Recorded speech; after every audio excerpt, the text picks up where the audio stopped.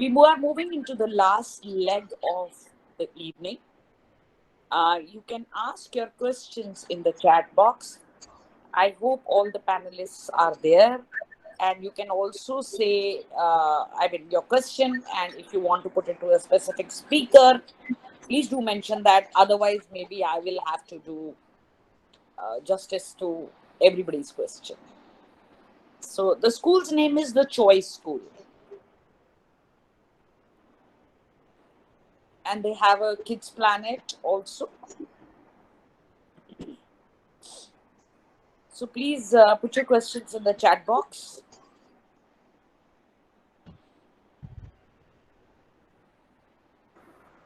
Hello, Madhuri. Yes. In the chat box, Arun had kept a question when I just finished the thing. I said we will deal with it during Q&A. Shall I answer that? Sure. Okay. Because Arun's question was, how does one expose children to varied skills without disturbing the current system? So, in fact, I think many of the points which Jose Thomas just mentioned, it resonates with his answer to his questions. What we need to focus is on the skills approach in whatever is being done. As I was giving you an example of how mathematics class can be not boring and tiresome for the student, it can be made interesting. And the skills of critical thinking, analytic thinking, and a collaborative approach can be done. And at the same time, it can be also integrated with value and skills. Also, I think the earlier speaker, Shruti, was talking about civic sense. We can develop skill sets. We do not always start with the good morning, good afternoon, good evening. In our school system, we start with the Jai Hind. And if you want to start with good morning, there's nothing wrong in it. But how do you inculcate these skill set? It has to be integrated. I won't promote a separate class for life skill, separate class for value education. If the present curriculum, if you are not able to integrate, no matter we have a big book on skill development, big number of classes for skills development, no students are going to develop. I think I would like to reiterate the point what I think Jose Thomas was talking. We need to make it practical and not theoretical. Absolutely right. Agree with you, Anthony. Otherwise, the skill approach is not going to happen. Students are coming out with 100%. If you don't mind, can I interject? If you don't mind, can I interject here, please? If you don't mind.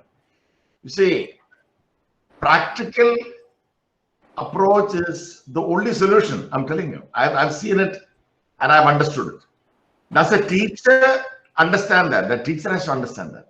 For which the teacher must be given that practical training for it. They don't have the time. You look at the life of a teacher. They are housewives, they are mothers, they have families.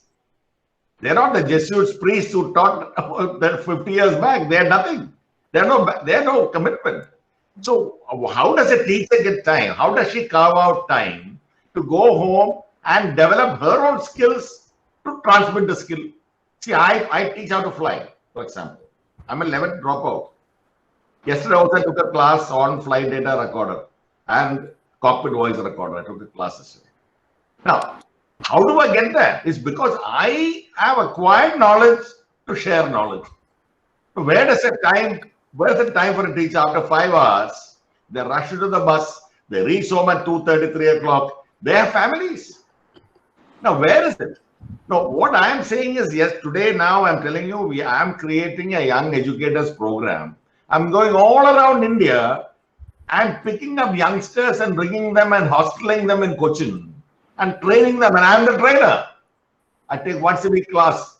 I found 7 or 8 of them today. I'm going to find 100, at least for 4 to 5 years, when they have no commitment as others do have. So what we need to do is train our teachers. They need to have a mentality. I need to create my student to excel so that I don't have to fail. What a shame. If I have to take a class for 1 year, and if I have to put red marks under the score, I'm at fault. This is my view. Right. So thank you for your opinion, Jose and Antony. I think some people had questions for Abdul also and Kanika. Can we take them on? Questions for Abdul and Kanika? Yeah, sure. I'm here.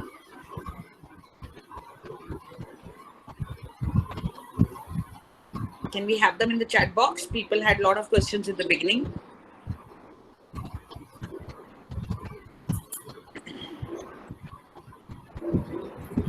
Meanwhile, the questions come up in the chat box. I would like to add to what Joe sir had said about the the importance of teachers, and that being from a entrepreneur perspective, innovative perspective, and also a teacher's perspective, that majority of the students' time is spent in the classroom. And what has happened right now, because of the currently coming up products, the edtech products and technology, they're focusing more on distracting from the classroom learning, the actual learning. They are coming up with great products, but the focus on the classroom and to reinventing the classroom learning experience, empowering the teachers with greater tools, have been undervalued and underserved till now. And I think there is a strong need to be addressed how we can work on making this classroom experience, the classroom time, which is the most spent time by all the students, to how we can reinvent this experience, this period, which I feel can also solve the majority of the problems because of which all these other edtech companies are coming up, which is undervaluing the teachers and the classroom. So that's my thought upon the same, on which Joe sir had pointed towards. All right. Next question, if we have any.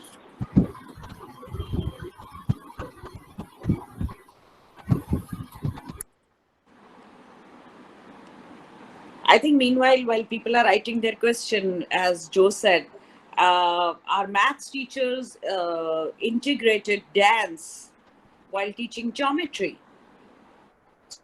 So 8 students standing, changing their dance positions, and then that is how angles were taught. So I think we as educators need to think beyond to get to the students what we want them to get. Any more questions in the chat box? There's a question on change assessment system by Vidya Pillai. Yeah, Vidya has asked that question. Let's take that question. So any of you would like to answer? Shall I? Yeah, Antony, you can. Yeah. Yeah. In fact, very true. I think both Mr. Jose and I have been stressing on, it's not necessarily we need to change the syllabus and curriculum, but the way the approach needs to be looked at it. Now, the assessment, why everyone is getting 100% out of the marks that that is available, but after 12, the person cannot do any critical job. That is because the assessment is focusing on knowledge transfer. I'm sure all of us who have gone into, if you remember our exam time, many of the subjects that we have learned, we have forgotten. It is the skill set that we have learned in the past have seeing us through. If I ask any of you, what is how to prove a Pythagoras theorem? It's a simple thing you have done in school. None of us will be able to do it now, including me, who has been teaching mathematics some years ago. We would have forgotten. So the assessment has to be from a skills approach and the application part of it. We talk about Bloom's taxonomy, but when it comes to assessment, we are only on the lower order thinking, or on the higher order thinking is not there. The moment assessment starts, even the way of teaching will change, because always the education system works for assessment, not the other way. Assessment has to be for learning and not just of learning. So I think if the assessment system is changed, many of the things will go. Again, I would like to come back to the example what Mr. Jose and I have been telling about. Even the same thing, I think you also talked about, Madhuri, how angles can be taught. Nobody's forcing teachers to say, there should be a circular coming from the management or from the education department how to teach angle. It's not required. We can use practical approach, giving the concept, and the students are able to understand, and they don't need to study previous day to make sure they are able to omit the answers in the following day in the exam. So the focus, I think, assessment has to change. Only then even our teaching methodology will change. And I would like to reiterate, I think Abdul also talked about, yes, technology cannot drive education. Education needs to use technology. not the other way. Earlier system, I used to talk about in various forums. I don't think anybody has any control over education because it is the publishers who manages education system in the country with various textbooks and coming out. And there's a lot of mafia going around there. Now I think it's a high time we need to think twice before technology mafia takes over education system. Antony, but I think if I remember correctly, we used to have in our 10th class, I went to one of the best schools of Delhi. During my times, it was St. Thomas's, Mandir Marg, Delhi.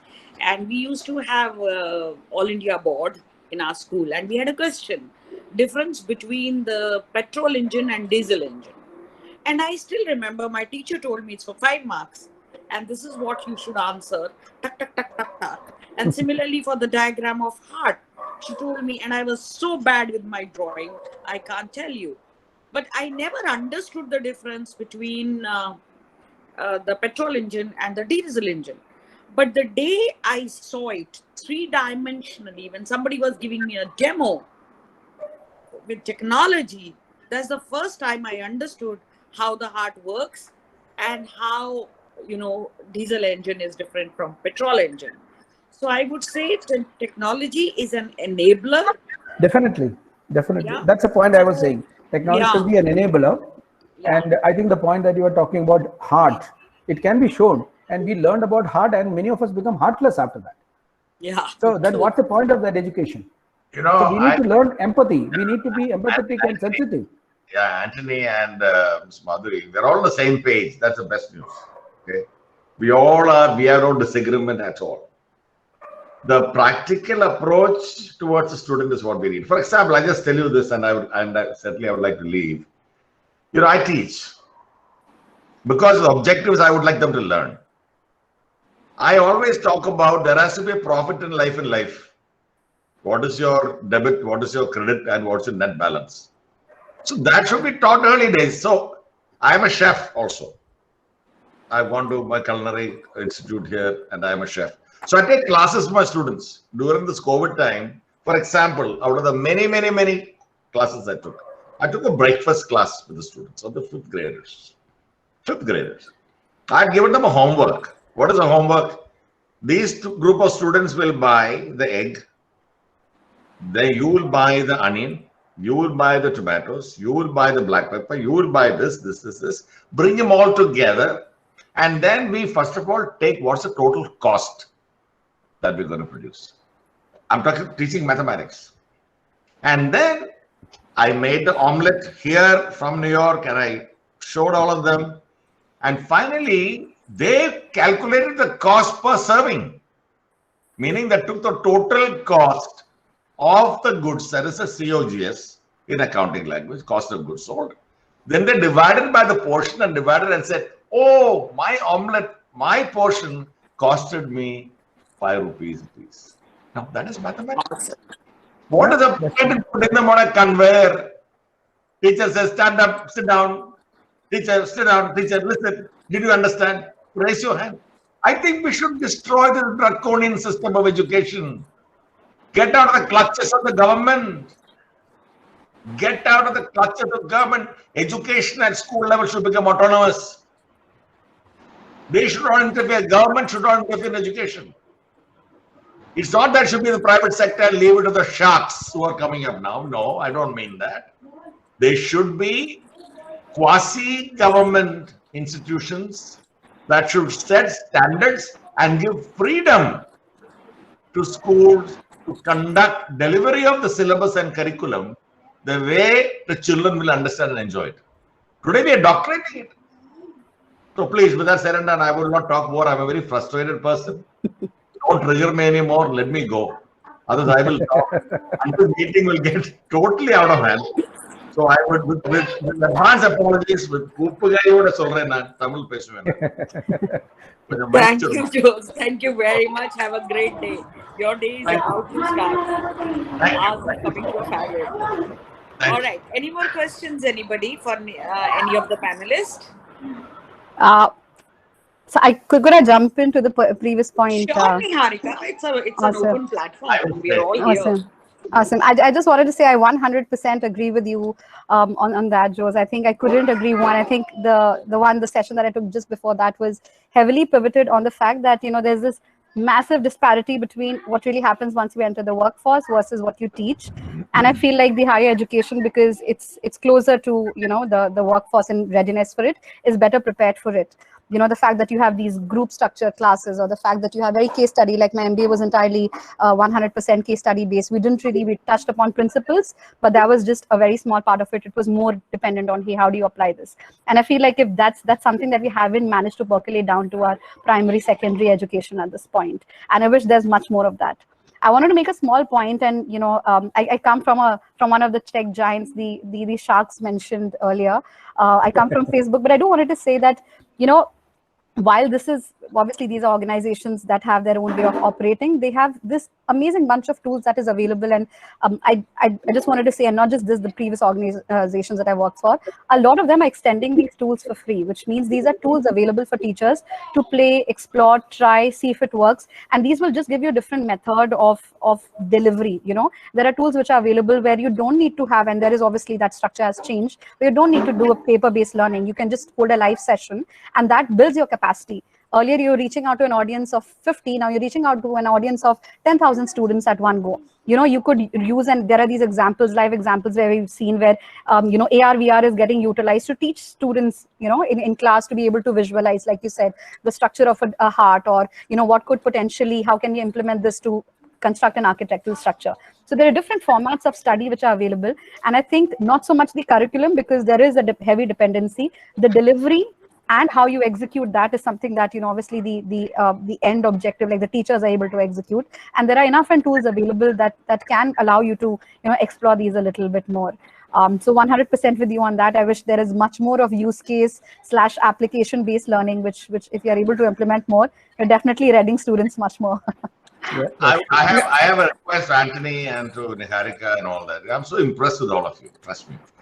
I would like, my email address is available with the organizers on this. I would like to have yours also. Let us interact. Let's interact. I invite you to my schools also in Kerala post-COVID. Come and talk to our children. I will also come to your schools if necessary. Okay, let us have this connect. Let's create this, relationship which is going to be beneficial for our children. So kindly, the organizers, please share my email address with the speakers and the teachers today. Sure.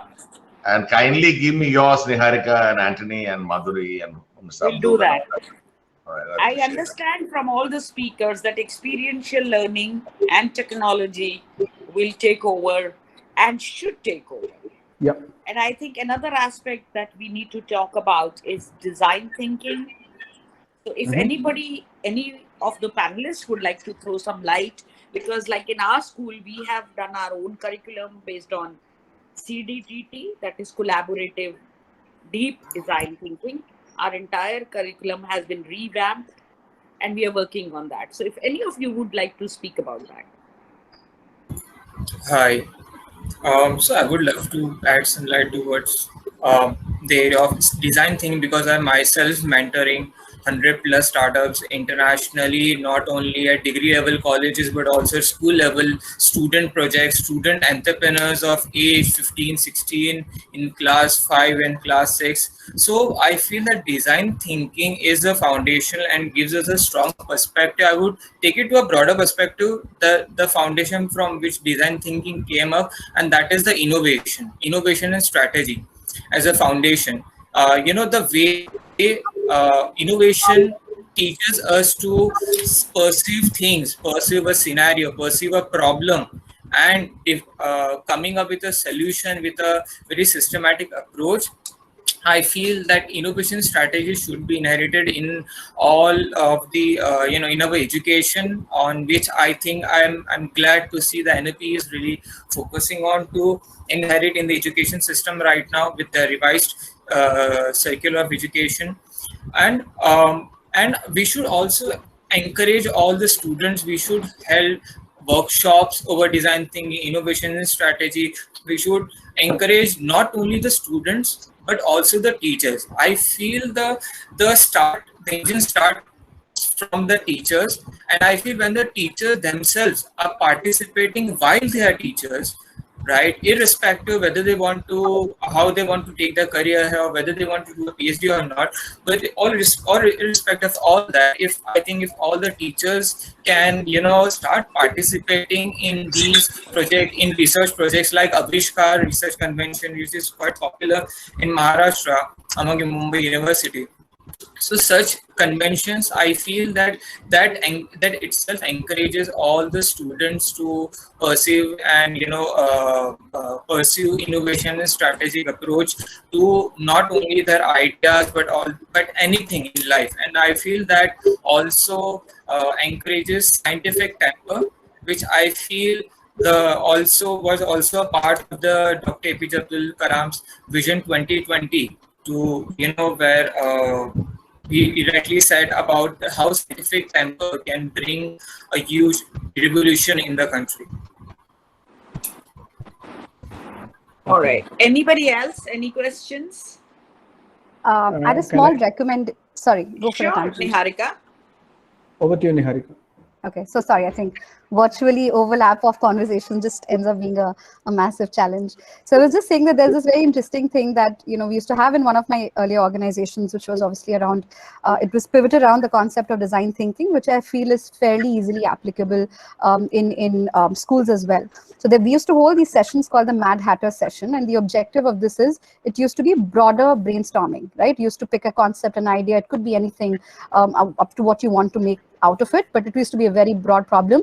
And then everybody in a class could just everybody, like whatever in those small cohorts, could brainstorm. So we had people from finance looking at sales challenges, people from ops looking at marketing challenges. It used to be an open room, anyone could jump in.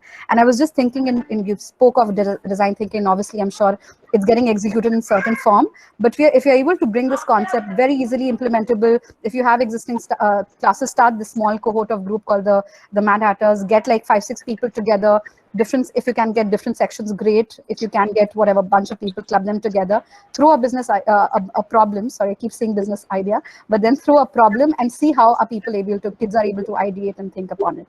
And that will help them kind of structure their ideas, pick something abstract, pick something absolutely unstructured, intangible, and see if they are able to take this forward.